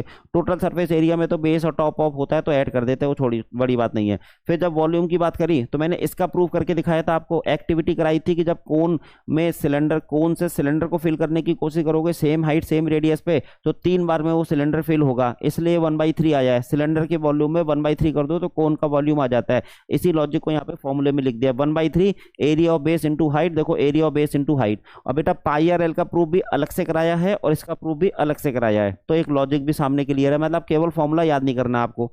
बढ़े आगे, देखो ये सब प्रूफ हो रखे हैं लॉजिक वगैरह के साथ, ये देखो प्रूफ हो रखा है। अब वापस आ जाते हैं। फिर मैंने कहा फ्रस्टम ऑफ कोन, तो फ्रस्टम ऑफ कोन मैंने ये कहा, यहाँ आपको थोड़ा ना डायग्राम गंदा दिख रहा होगा, ये हॉरिजॉन्टली हमने काटा है। तो उस नजरिए से अगर ये बिल्कुल हॉरिजॉन्टल है, ये भी हॉरिजॉन्टल है, तभी तो राइट सर्कुलर करके कुछ होगा। तो इसमें मैंने R1 R2 वगैरह समझा दिया। बच्चों को बेसिक गलती क्या होती है कि बच्चे स्लैंट हाइट एल को वही लेने लगते हैं जो पहले थी ना। फ्रस्टम के केस में स्लैंट हाइट ये रही है ना, और हाइट भी वो पुरानी वाली नहीं है, ये वाली हाइट है जो इस फ्रस्टम की हाइट दिख रही है, वो वाली एच यूज करा है। तो आपके पास curve surface area, total surface area और वॉल्यूम के कुछ फॉर्मूले सामने आए हैं। इनका बहुत ज्यादा लॉजिक नहीं बताया, एक हल्का सा आइडिया दिया, ठीक हो गया। फिर जब बेटा आगे आए, जब स्फेयर पे आ गए, तो स्फेयर में और हेमी स्फेयर, ये जो फॉर्मूले वगैरह हैं ये सॉलिड हेमी स्फेयर के लिए है, सॉलिड। अगर ये हॉलो हेमी स्फेयर होता बेटा, हॉलो होता तो फिर यहाँ पर भी 2 पाई आर स्क्वायर आता। हाँ तब, क्योंकि हॉलो है तो ऊपर तो सरफेस है ही नहीं, वो तो जो डिस्क वाला है इसमें प्लस ऐड करा है आपने पाई आर स्क्वायर, वो तो करना भी नहीं पड़ता। खैर सॉलिड के केस में ये रहे फॉर्मूले। और स्फेरिकल सेल मैंने समझाई दिया, 2 कंसेंट्रिक स्फेयर्स ले लो, अंदर वाला हॉलो होना चाहिए, तो उसका जो है टोटल सरफेस एरिया और वॉल्यूम के फॉर्मूले, इन दोनों के प्रूफ अभी अभी कराए हैं। जो एक्टिविटी सिलेंडर के केस में की थी, वो एक्टिविटी जब आप कोन और स्फेयर के बीच में करोगे तो ये 2 टाइम्स में फिल होता है, इसलिए वो 2 टाइम्स लगा के वॉल्यूम ऑफ कोन लिखा। कोन का वॉल्यूम आपको मालूम है, तो आंसर 4/3 पाई आर क्यूब आता हुआ नजर आया। और ऐसे ही ऊपर वो जो सिलेंडर से लिंक बना के देखा तो पता चला कि वो प्रॉपरली कंटेन है, तो इसका जो टोटल सरफेस एरिया है वो उसके कर्व सरफेस एरिया के इक्वल होता है। आर्किमिडीज ने प्रूव करा था इस चीज को, तो फिर वो फॉर्मूला बन गया 4 पाई r स्क्वायर। ठीक हो गया, यहाँ तक की बात है क्लियर। चलो आगे देखें क्या हो सकता है। चलो बच्चों, यहाँ तक की बातें हो गई। एक ज्योमेट्री से रिलेटेड भी एक दो बातें डिस्कस कर लेते हैं। जैसे ना आपने सुना होगा स्क्वायर, रेक्टेंगल, उसके बाद सुना होगा रोम्बस, पैरेललोग्राम और ट्रेपीजियम। इनका एरिया क्या होता है, खासतौर पर रोम्बस का, पैरेललोग्राम का, ट्रेपीजियम का। प्लस डायगोनल्स इनके कैसे इंटरसेक्ट करते हैं, बाइसेक्ट करते हैं कि नहीं करते, इक्वल होते हैं कि नहीं होते, 90 डिग्री पे होते हैं कि नहीं होते, इन तरह का कंफ्यूजन्स रहता है। तो मैं एक चार्ट आपके सामने बना दे रहा हूँ, उस चार्ट के बेसिस पे आपको आइडिया लग जाएगा। बेटा सबसे पहले तो जैसे शेप क्या है, मान लीजिए यहाँ लिखा हुआ है शेप, शेप, फिर यहाँ लिख दिया है पेरीमीटर, पेरीमीटर, फिर यहाँ लिख दिया है एरिया, और यहाँ मैंने लिख दिया है डायगोनल्स। अब डायगोनल्स के बारे में जरा बातें कर लेनी है, वो ज़्यादा अच्छा रहेगा। और डायगोनल्स के बारे में भी 3 बातें करनी है। इक्वल डायगोनल होते हैं कि नहीं होते, ठीक है। दूसरा बात, वो बाइसेक्ट करते हैं कि नहीं करते, ठीक। और तीसरी बात, इंटरसेक्ट एट 90 डिग्री करते हैं कि नहीं, इंटरसेक्ट एट 90 डिग्री। इस तरह की बातें हम यहाँ करने जा रहे हैं, ठीक है। शेप कैसा होता है, पेरीमीटर क्या होता है, एरिया क्या होता है, इंटरसेक्ट करेंगे तो कितने एंगल पे इंटरसेक्ट करेंगे, ये सब बातें जरा यहाँ देख लेते हैं, ठीक है। चलो जी, पेरीमीटर हो गया, एरिया हो गया, और इसमें भी हम इस तरह से बना देते हैं। चलो देखो शेप क्या होगा। जैसे मान लो सबसे पहले स्क्वायर, तो स्क्वायर आप जानते हो सबकी साइड इक्वल हो जाएगी ए। फिर उसके बाद स्क्वायर के बाद मैंने रेक्टेंगल रख दिया आपके सामने, रेक्टेंगल में ए इंटू बी, ठीक है। फिर मैंने रख दिया बेटा रोम्बस, रोम्बस, तो रोम्बस आप जानते हो क्या होता है, इक्वल साइड्स होती हैं और ये साथ में लेकिन पैरेलल नहीं होती। रेक्टेंगल में तो 90 डिग्री होता है, इसमें 90 डिग्री नहीं होता, बस पैरेलल साइड होती हैं, ऑपोजिट साइड्स आर पैरेलल, लेकिन साइड इक्वल होगी। फिर उसके बाद पैरेललोग्राम, पैरेललोग्राम में साइड भी इक्वल नहीं होगी लेकिन पैरेलल होंगी, मतलब आमने सामने की साइड्स पैरेलल होंगी लेकिन इक्वल नहीं होगी। तो ये ए है, ये बी है, मान लीजिए ऐसा कुछ है। और ऐसे ही ट्रेपीजियम, तो बेटा ट्रेपीजियम यहाँ पे चलो बना देते हैं। यहाँ ये कुछ मैंने ट्रेपीजियम आपके सामने बना दिया, ठीक है। मान लीजिए ये है साइड ए, ये है साइड बी, और इनके बीच की डिस्टेंस मैंने लिख दी आपके सामने एच है। मान लो इनके बीच की डिस्टेंस एच है, ट्रेपीजियम ये दिख रहा है आपको। 1 बाई 1 देखते हैं, इसमें तो कोई बड़ी बात नहीं है। स्क्वायर के केस में पेरीमीटर है आपका 4a, बेटा यहाँ पे क्या होगा, पेरीमीटर है 2 times a plus B, perimeter 2 times a plus B. Rhombus के केस में 4a, सब सारी इक्वल हो जाएगी साथ में। अब बताइए इसमें क्या हो जाएगा, पैरेललोग्राम के केस में कह रहे हैं आमने सामने बराबर होती है, तो 2 टाइम्स a प्लस बी यही हो जाना चाहिए। और यहाँ पे क्या है, यहाँ पे तो पेरीमीटर सम ऑफ 4 साइड्स लिख दो, क्योंकि हमें बाकी 2 साइड्स नहीं पता कितनी है। Sum of 4 sides, sum of 4 sides, इतनी बातें पहले देखो। तो इसमें किसी को प्रॉब्लम, मुझे नहीं लगता कि इसमें कोई प्रॉब्लम हुई होगी। अब क्या करें, अब इनका सबका एरिया लिखने की बात करते हैं। तो एरिया क्या होना चाहिए बेटा, इसका एरिया तो सबको मालूम है ए स्क्वायर, इसका area A into B, length into width. इसका एरिया क्या होगा रोम्बस का, बेटा इसको ना डायगोनल के फॉर्म में मैं लिख दूं half times d1 into d2, half times d1 into d2। यहाँ पे देखो half times d1 into d2। अभी मैं इसको प्रूफ करके दिखा दूंगा कि ये half times d1 into d2 कैसे होता है। अच्छा, फिर उसके बाद इसके केस में क्या करा जाए बेटा, इसके केस में a इंटू एच। सर ये a इंटू एच कहाँ से आ गया बेटा, इसके बीच अगर मान लो मैं यहाँ से परपेंडिकुलर ड्रॉप करूँ, परपेंडिकुलर ये h है तो बेस है a, हाइट है h, बेस है a, हाइट है h, तो इसको सिंपल आप a इंटू एच लिख सकते हो। इसको मैं दिखा भी दूंगा अभी आपके कि ये आया कैसे होगा। और लेकिन इसी तरीके से एरिया ऑफ ट्रेपीजियम याद है कुछ, half sum of parallel side, sum of parallel side सीधे लिख देते हैं a plus B, sum of parallel side into distance between them, तो उनके बीच की distance, perpendicular distance, perpendicular distance between them, जिसको मैंने h लिखा हुआ है डायग्राम में, वो बात क्लियर हो रही होगी। तो ये बात लिखने की जरूरत नहीं है, half times sum of parallel sides into perpendicular distance between them. तो ये है एरिया ऑफ ट्रेपीजियम। अब इसमें बेटा डायगोनल्स के बारे में अंडरस्टैंडिंग बना लें, फिर उसके बाद जरा इन दोनों को प्रूव कर लेंगे। हाफ d1 d2 कैसे आ गया, a इंटू एच कैसे आ गया, पहले दो तो आपको मालूम ही है कि कैसे आ रहे होंगे। चलो जी, इक्वल स्क्वायर के केस में डायगोनल्स इक्वल होते हैं, बाइसेक्ट करते हैं, 90 डिग्री पे इंटरसेक्ट करते हैं, सबको मालूम है। डायगोनल्स कौन से हैं, चलो वहां पे अलग डायग्राम में बना के दिखाता हूं मैं आपको। बेटा डायगोनल्स ये वाले हैं, देखो देखो ये डायगोनल्स हैं, ऐसे ही इसमें भी डायगोनल्स हैं, सबके डायगोनल्स बना ही लेते हैं।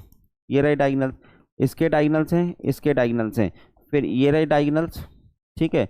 और ये दूसरा डायगोनल इधर से नजर आ रहा होगा आपको। इसके डायगोनल की कोई जरूरत नहीं है बेटा। ये क्या कह रहे हैं, ये इक्वल है। देखो ये दोनों इक्वल होते हैं। हम्म। ये दोनों इक्वल है और ये दोनों साइड इक्वल है, तो मतलब बाइसेक्ट हो गया। दूसरा ये 90 डिग्री पर होते हैं, 90 डिग्री पर, तो इक्वल होते हैं, बाइसेक्ट होते हैं, 90 डिग्री पे होते हैं। बिल्कुल इसी तरीके से बेटा यहाँ पर भी है, इक्वल होते हैं, बाइसेक्ट करते हैं, 90 डिग्री पे होते हैं। रेक्टेंगल में ये शेप रेक्टेंगल नजर आ रहा है कि नहीं आ रहा? चलो नहीं आ रहा, मैंने ये रोम्बस और पैरेललोग्राम लिख देता हूँ आपके सामने। बेटा ये है स्क्वायर, स्क्वायर। ये क्या है आपका शेप? Rectangle, rectangle. ये क्या है आपका? रोम्बस, रोम्बस जिसमें आमने सामने की साइड पैरेलल हैं और चारों साइड इक्वल भी हैं। ये क्या है? पैरेललोग्राम। बेटा पैरेललोग्राम भी एक प्रकार का मतलब आमने सामने की साइड पैरेलल है, लेकिन लेकिन चारों साइड इक्वल नहीं है।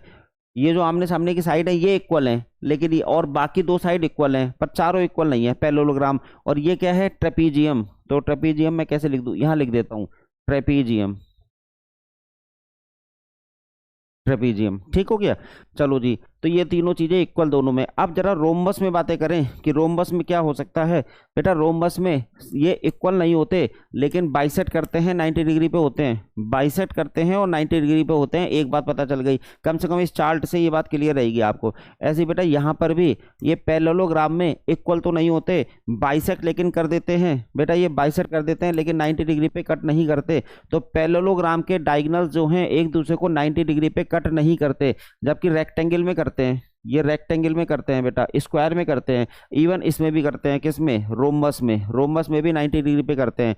देखो बाइसेक्ट करते हैं होते, लेकिन इक्वल नहीं होते रोम्बस में। यहाँ पर ना इक्वल होते हैं ना 90 डिग्री पे इंटरसेक्ट करते हैं, केवल और केवल बाइसेक्ट करते हैं। और जनरल ट्रेपीजियम में ऐसा कुछ नहीं है। अगर आइसोसेलेस ट्रेपीजियम होता, आइसोसेलेस कि बेटा जो नॉन पैरेलल साइड्स हैं वो इक्वल हो जाती, तो डायगोनल्स के इक्वल होने के चांस हैं। लेकिन वो आइसोसेलेस ट्रेपीजियम एक अलग चीज है, नॉर्मल जनरल सेंस की बात कर रहे हैं, तो ये सब इसमें कुछ भी नहीं होता जो सामने दिख रहा है। तो इस चार्ट के बेसिस पे बेटा अब कुछ एक आपको आइडिया लग गया होगा, ठीक है ना। अब मैं आपको दिखाता हूँ कि रोम्बस का जो एरिया है हाफ d1 इंटू d2 किस बेसिस पे लिख दिया गया है। चलो देखो, एरिया ऑफ रोम्बस का प्रूफ करने जा रहे हैं। Proof of area of rhombus आखिर डायगोनल्स के बेसिस पे कैसे लिख दिया? d1 d2 डायगोनल्स को शो कर रहा है, तो थोड़ा बड़ा बना देते हैं। रोम्बस है, देखो रोम्बस है ना, ये रहा। अब आपने कहा ये वाला डायगोनल जो है क्या है? d1, और ये वाला डायगोनल क्या है? d2। और आपने कहा था कि इनमें रिलेशनशिप भी कुछ दिख रही है। देखो रोम्बस में इक्वल नहीं होते, लेकिन ये बाइसेक्ट करते हैं और 90 डिग्री पे इंटरसेक्ट करते हैं। इसका मतलब ये वाला इसके इक्वल होगा, ये वाला इसके इक्वल होगा, और ये 90 डिग्री पे इंटरसेक्ट कर रहे हैं। बेटा अगर ये 90 डिग्री पे इंटरसेक्ट कर रहे हैं तो बताना जरा, P Q R S, P Q R S की बात करें। मैं एक ट्रायंगल, ये ऊपर वाला ट्रायंगल और ये कि नीचे वाला ट्रायंगल, इसको ना मान लो ओ मान लेते हैं। अब बताइए ओ एस डिस्टेंस मैं कह सकता हूं कि ये d1/2 है। अगर ये बाइसेक्ट हो रहे हैं तो d1/2 d1/2। ऐसी ये वाली डिस्टेंस ओपी डिस्टेंस, ये वाली डिस्टेंस बेटा ये कह सकता हूं d2/2। बताइएगा, ये d2/2, ये d2/2, half half distance break हो गई ना। अब देखो टोटल एरिया की बात कर रहे हैं, एरिया इक्वल्स टू, तो हाफ मतलब area of two triangles. Simple हम फॉर्मूले में लिख देते हैं, area of P S R plus P Q R, P S R plus P Q R, ये ऊपर वाले का और ये नीचे वाले का, कह सकते हैं ऐसा। अच्छा जी, अब यहाँ पे बताइएगा हाफ टाइम्स ट्रायंगल कह रही है, half times base into height. बेटा बेस इनटू हाइट ऐसा कुछ हो गया। ये बेस कितना है सोचो, ये यहाँ से यहाँ तक का ये कितना दिया हुआ है? d2 टाइम्स, और d2 टाइम्स पी, ये हाइट क्या होगी इसकी? हाइट है आपने कहा सर d1/2 है, हाइट d1/2 प्लस दूसरे वाले ट्राइंगल का एरिया। बेटा यहाँ पे देखो बेस क्या है, यहाँ पर हाफ टाइम्स बेस है पी आर, तो पी आर मतलब फिर से वही d2 ये बेस है। अच्छा इसकी, अच्छा ये 90 डिग्री है तो इसका हाइट भी तो यही होगी। देखो बेस इंटू हाइट, तो बेस हाफ टाइम्स बेस तो हो गया d2, और हाइट क्या है? d1/2। बेटा इन सबको आपस में मिला लो तो ये 1/2 हो गया, 1/4 d1 d2, 1/4 d1 d2 plus 1/4 d1 d2। बेटा सॉल्व होने के बाद 1/2 d1 d2, क्या यही लिखा था? क्या यही लिखा था? देखो half times d1 d2, 1/2 d1 d2। तो रोम्बस का area half times d1 × d2 आया। इसके पीछे का लॉजिक आपको मिल गया, ठीक हो गया। इसके पीछे का लॉजिक आपको मिलता हुआ नजर आया होगा। चलो अब ऐसे ही जो है पैरेललोग्राम का कैसे आ गया, area of parallelogram, area of parallelogram. तो बेटा जब हम पैरेललोग्राम बनाएंगे तो ऐसा कुछ बनता हुआ नजर आएगा, ये है आपका पैरेललोग्राम। ठीक, मान लीजिए ये है P Q R S, P Q R S. अच्छा, इसमें जो है एक साइड को ए और एक साइड को बी लिखा है। अगर मैं यहाँ से परपेंडिकुलर ड्रॉप करूंगा तो ये एच है, ये परपेंडिकुलर ड्रॉप करूंगा एच है। अब इसका जो डायगोनल है ना, डायगोनल को इस तरह से देख लो, डायगोनल में कोई रिलेशनशिप है, देखो डायगोनल में पैरेललोग्राम में खाली डायगोनल बाइसेक्ट होते हैं, खाली बाइसेक्ट होते हैं, बाकी कुछ नहीं होता। चलो कोई बात नहीं। तो आप ये देख रहे हो कि ये अगर पैरेललोग्राम है बेटा, ये दो इक्वल पार्ट में डिवाइड हो गया, ये वाला जो है ये दो इक्वल पार्ट में डिवाइड हो गया है। तो हम क्या करेंगे, एरिया लिखने के लिए area equals to two times area of P S Q, two times area of P S Q. और ये ट्रायंगल है, ट्रायंगल का एरिया हाफ बेस, बेटा बेस तो पी क्यू है, बेस तो पी क्यू है, इनटू हाइट, हाइट ये एच हाइट आपने दिखाई दी है, पी क्यू कितना है, 2 से 2 कट गया बेटा, पी क्यू की वैल्यू ए इंटू एच, देखो ए इंटू एच आ गया, area of parallelogram A into H. यहाँ देखो लिखा हुआ था A into H, base into height, बस सिंपल आ जाता है आंसर। क्लियर हो गई बात। लेकिन हाइट कौन सी वाली हाइट, जो बेस के हिसाब से डिसाइड की गई है, बेस के लिए जो हाइट डिसाइड की गई है वो यहाँ पे डालनी है आपको, ए इंटू एच। बेटा इसी तरीके से आप ट्रेपीजियम का भी प्रूफ कर सकते हो, 1/2, ये आप होमवर्क के लिए दिमाग में लगा लो, 1/2 A plus B into H. कैसे लर्न करोगे, 1/2 टाइम्स, या फिर simple sum of parallel side into perpendicular distance between them, sum of parallel sides into perpendicular distance between them divided by 2 area of trapezium. यहाँ तक की बातें भी clear. तो ये कुछ बातें थी, ये जो चार्ट था ये सबसे इंपॉर्टेंट रोल प्ले करेगा आपके लिए। चलो बच्चों, अब हम लोग एक एक प्रैक्टिस क्वेश्चन कर लेते हैं ना, बेसिक फॉर्मूले वगैरह सब हो गए आपके, और एप्लीकेशन तो फॉर्मूलों का डायरेक्टली होता चला जाता है। हम एक क्वेश्चन करा देते हैं जिससे आपको फील रहे। देखो ये लिखा हुआ है मैंने पहले से क्वेश्चन, कि आखिर कैसे अप्लाई करोगे रियल लाइफ में, इस तरह के फॉर्मूलों को कैसे अप्लाई किया जाता है। लिखा है a garden of 24 metre long and 14 metre wide, बेटा 24 metre long and 14 metre wide. तो ये गार्डन है। अब आप वीडियो को पॉज करके सबसे पहले तो आप इसका सोल्यूशन लिखने की कोशिश करो। बेटा वीडियो को पॉज करिए और इसका आंसर लिखने की कोशिश करिए। 8000 आंसर है इसका, 8000। ठीक है, चलो अब ये है garden, 24 metre wide long and 14 metre wide, ऐसे लिखा हुआ था बेटा, 24 और ये 14। आगे क्या लिख दिया, there is a path of 1 metre, there is a path 1 metre outside the garden along its side, there is a path of 1 meter wide outside the garden along its side। 1 metre wide कह सकते हो उसे, 1 metre wide outside the garden along its side। ठीक है, garden के बाहर 1 metre का बेटा पाथ है, साइड्स के अलोंग ये एक पाथ भी है, होता है ना रनिंग स्ट्रिप होती है इस तरह से। ये 1 मीटर का है बेटा, अगर ये 1 मीटर का है तो इधर 1 मीटर इधर 1 मीटर, तो ये 16 मीटर हो गया, 16 मीटर। और ये जो 24 है, इधर की साइड 1 मीटर गया, इधर साइड 1 मीटर गया, तो ये 26 मीटर हो गया। इतना हो गया, लेंथ इंटू विड्थ आपको पता चल गई। फिर क्या कह रहे हैं, if the path is to be constructed with square marble tiles, बेटा स्क्वायर मार्बल टाइल्स है of size 10 centimetre into 10 centimetre, then find the number of tiles required. अच्छा, इस पाथ में, ये जो पाथ है बेटा, इस पाथ में टाइल्स लगाने हैं, टाइल्स लगाने हैं, स्क्वायर टाइल्स होंगे, 1:1 उनका डायमेंशन है, लेकिन सेंटीमीटर में है डायमेंशन और डेटा या मीटर में है। इस पे टाइल्स लगाने हैं, तो कह रहे हैं कितने टाइल्स की रिक्वायरमेंट होगी, तो बेटा जितना इसका एरिया होगा उसी से कुछ ना कुछ होगा। ये जो पाथ का एरिया है उसी से कोई ना कोई लॉजिक निकलेगा। तो पहले पाथ का एरिया निकाले कैसे, तो देखो पाथ का एरिया कैसे निकाला जाए, देखिएगा हम निकाल के दिखा देते हैं।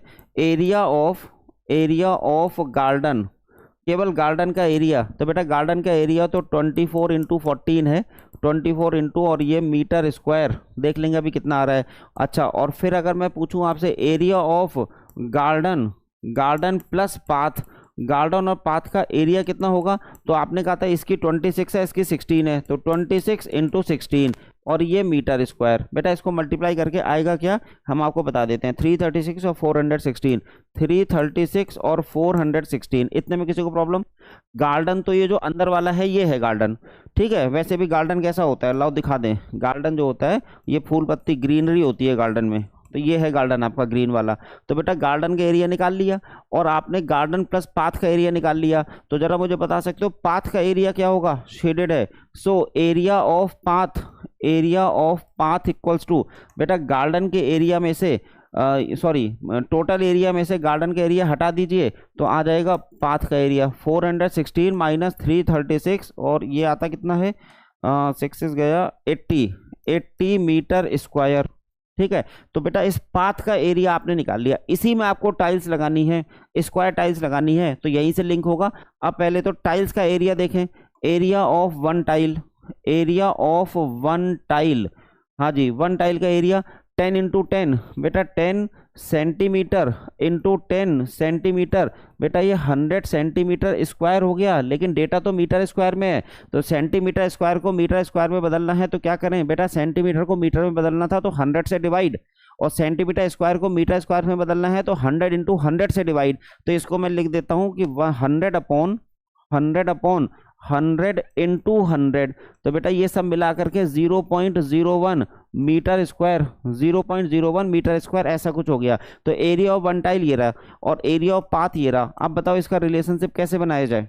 देखो, number of tiles required, number of tiles required, number of tiles required, हाँ जी, क्या हो जाएगा, number of tiles, area divided by area of one tile. बेटा जितना एरिया है पाथ का और जितने एक टाइल का एरिया है, दोनों को डिवाइड कर दो तो नंबर ऑफ टाइल्स आपकी रिक्वायरमेंट हो गया, तो 80 अपॉन 0.01, तो बेटा ये 8000 टाइल्स की रिक्वायरमेंट होगी, 8000 टाइल्स की। यही तो कहा था, find the number of tiles required to cover the path. इस पाथ को कवर करने के लिए ये जो छोटी छोटी टाइल्स है ना 1 स्क्वायर मीटर की, ऐसे कितनी टाइल्स की रिक्वायरमेंट होगी, ऐसे ये जो सामने लिखा है ये डायग्राम में, तो वो 8000 है।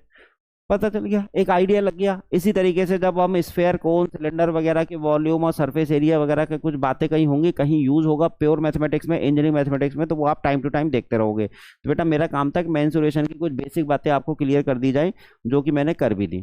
ठीक है, तो this is all about for today's lecture. In next topic we will discuss some other thing. वैसे मुझे लगता है कोनिक सेक्शन डिस्कस करना है, जहां मुझे सर्किल, पैराबोला, एलिप्स, इस तरह की बातें करेंगे। फिलहाल आज के लेक्चर में इतना मोर देन सफिशिएंट है। अगले फिर किसी लेक्चर में मिलते हैं। Thank you so much.